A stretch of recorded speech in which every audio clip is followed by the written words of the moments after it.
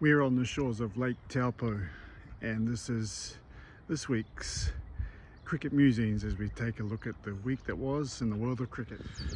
So let me explain where I am. As I said, this is Lake Taupo and we're in the centre of the North Island of New Zealand, and behind me is the scene of two volcanic eruptions which happened. One was in 186 AD, which was a huge, and then another one about 26,000 years ago, which was one of the biggest eruptions that people believe happened in this world. Here, unfortunately, it's a bit cloudy, we can't see. There are three mountains behind me, and one of them, if you're a Lord of the Rings fan, is Mount Narahoe, which was Mount Doom in the Lord of the Rings trilogy. But yet not here to learn about the geography of New Zealand. You want to hear about my thoughts on the week that was in cricket. So England didn't have a great start to their one-day international series against South Africa, but let me reiterate first that there's no live coverage of this in New Zealand. I don't know why. It's one of the mysteries of the cricketing seasons for me, but it looked like, from what I could see from the highlights, that South Africa, they'd been playing in Australia for the three one-dayers and three T20s, and they had some practice in the 50-over game where England sort of seemed to be off the pace. At the moment there's a game being played as I record this. Hopefully England can have a better result this time. And Sri Lanka are playing a series in Zimbabwe at the moment.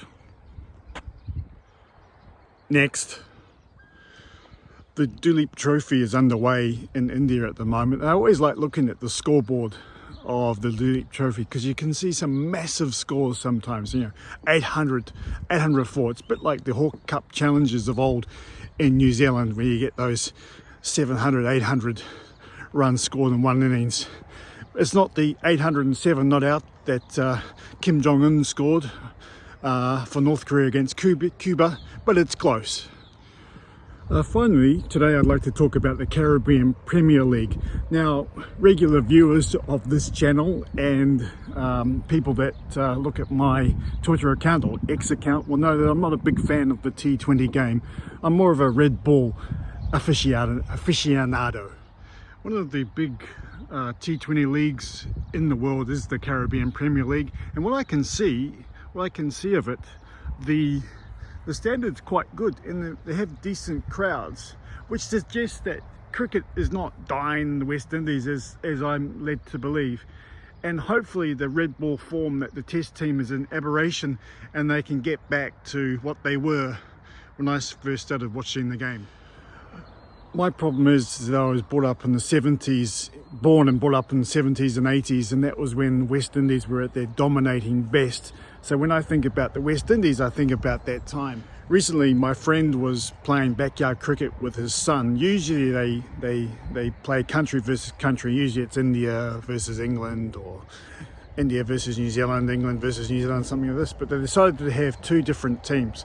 So my friend, being of similar age to me, was the West Indies, and his son, who's not of a similar age, decided Bangladesh. Why did he choose? Because he equated West Indies with Bangladesh, sort of the lower rung of the cricketing world.